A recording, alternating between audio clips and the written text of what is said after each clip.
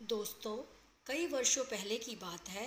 एक समृद्ध राज्य में एक घमंडी राजा शासन करता था।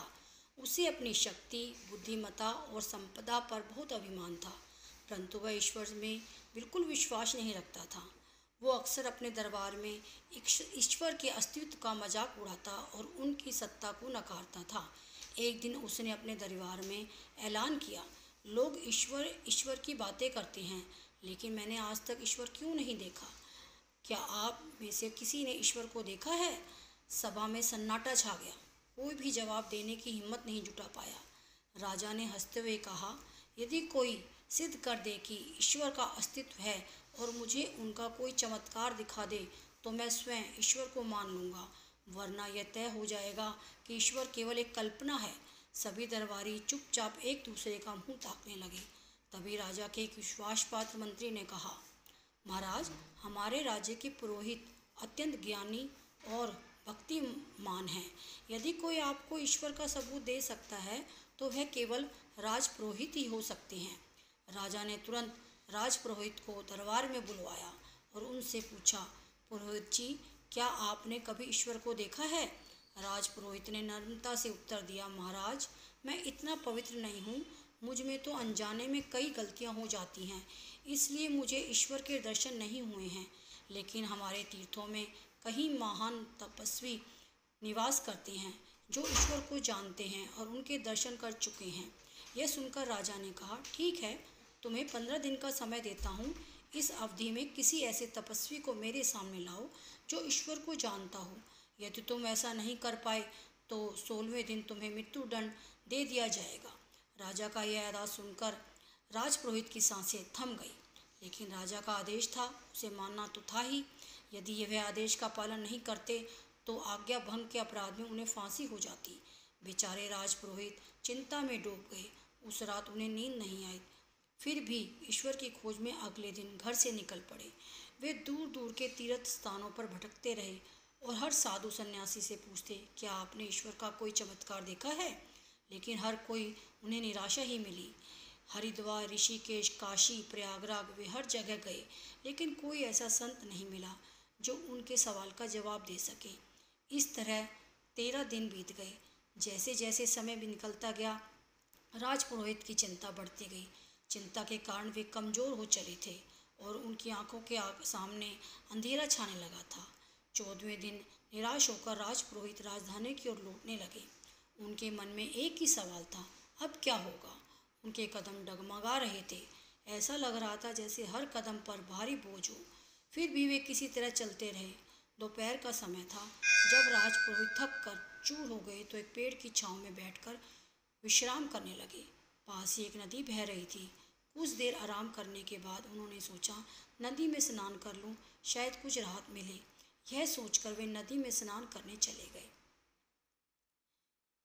स्नान करके लौटे तो उन्होंने देखा कि एक साधु नदी से स्नान करके निकले और अपने शरीर पर मिट्टी मलने लगे। यह देखकर राजपुरोहित आश्चर्य में पड़ गए। वे सोचने लगे, यह कैसा साधु है? स्नान करके स्वच्छ हुआ, फिर मिट्टी क्यों मल रहा है? जिज्ञासा को रोक ना पाने के कारण राजपुरोहित ने पूछा, महात्मा, आपके इस कार्य का रहस्य मेरी समझ में नहीं आ रहा। स्नान के बाद स्वच्छ होकर फिर मिट्टी क्यों लगा रहे हैं? साधु ने शांत स्वर में कहा, महाशय, स्वच्छता किसकी? यह देह तो मिट्टी की ही बनी है। मैंने नदी में स्नान किया तो ऊपर से मिट्टी धुल गई, लेकिन यह शरीर तो मिट्टी का ही है। नदी का पानी से बदल नहीं सकता। मिट्टी मिट्टी में ही मिल जाती है। साधु का यह जवाब सुनकर राजपुरोहित को जैसे जीवन दान मिल गया। उनकी आंखों में आशा की चमक जागी। वे साधु के चरणों में गिर पड़े और अपनी सारी व्यथा सुनाई। साथ ही बोले, महात्मन, केवल आप ही राजा को उनके सवाल का जवाब दे सकते हैं। यदि आप नहीं आए तो कल सूर्यास्त तक मुझे फांसी हो जाएगी।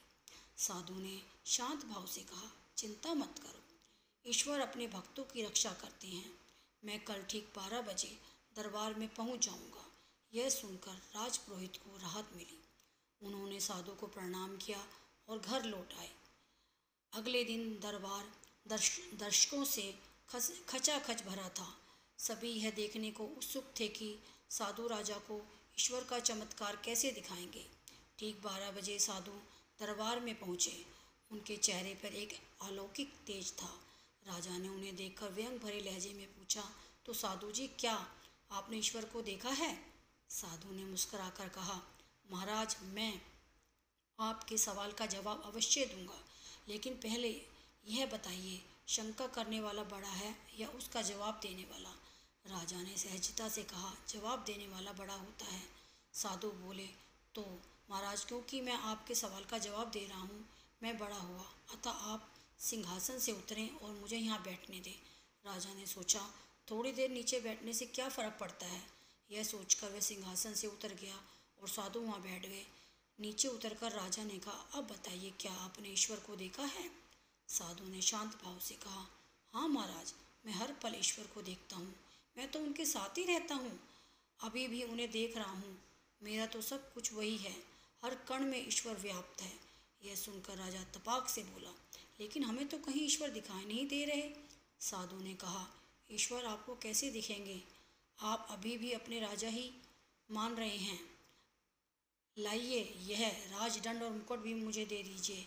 स्वयं को एक साधारण मनुष्य समझकर देखिए। राजा ने अपना राजदंड और मुकुट साधु को सौंप दिया और अहंकार भरे स्वर में बोला, अब क्या आप मुझे ईश्वर का कोई चमत्कार दिखा सकते हैं? साधु ने मुस्कुराकर कहा, चमत्कार तो हो ही रहा है, क्या यह कोई छोटा चमत्कार है? राजा क्रोधित होकर बोला, कैसा चमत्कार? मुझे तो कुछ दिखाई नहीं दे रहा। साधु ने फिर मुस्कुराते हुए कहा, महाराज, आप अजीब बात करते हैं। मैं जमीन से सिंहासन पर पहुंच गया और आप सिंहासन से नीचे आ गए। यह ईश्वर का ही चमत्कार तो है क्या? यह सुनकर दरबार में उपस्थित राजा प्रजा तालियां बजाने लगी। राजा गुस्से से चिल्लाया, अरे धूर्त साधु, मैं तेरी चालबाजी समझ गया। सैनिकों, इसे पकड़ लो। साधु ने शांत स्वर में कहा, राजदंड और मुकुट जिसके पास है वही राजा है। अब मैं राजा हूँ, आप नहीं। सैनिक अब मेरा आदेश मानेंगे। यह कर साधु ने आदेश दिया, सैनिकों, इस अहंकारी राजा को तुरंत बंदी बनाओ। सैनिकों ने तुरंत राजा को पकड़ लिया। राजा यह देखकर स्तब्ध रह गया। साधु ने फिर मुस्कुराते हुए कहा, महाराज, कुछ ही पल पहले आप यहाँ के राजा थे, अब मैं राजा हूँ। एक पल में सत्ता बदल गई, यही ईश्वर की लीला है। आप अहंकार में डूबे थे कि आप ही राजा हैं, लेकिन अब आपकी सत्ता चली गई, यही ईश्वर का चमत्कार है। राजा अवाक रह गया, उसे अपनी गलती का एहसास हुआ। वो साधु के चरणों में गिर पड़ा और बोला, महाराज जी, मुझे माफ़ करें, अब मैं समझ गया कि ईश्वर सर्वत्र है।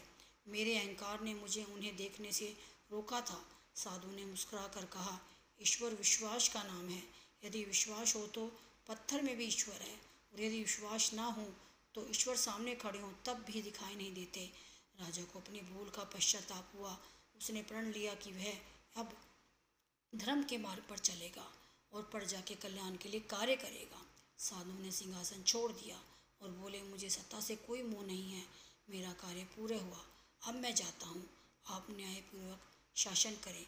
यह कहकर साधु वहाँ से चले गए। राजा ने अपने वचनों को हृदय में उतार लिया और अपने अहंकार को त्याग कर एक आदर्श राजा बन गया।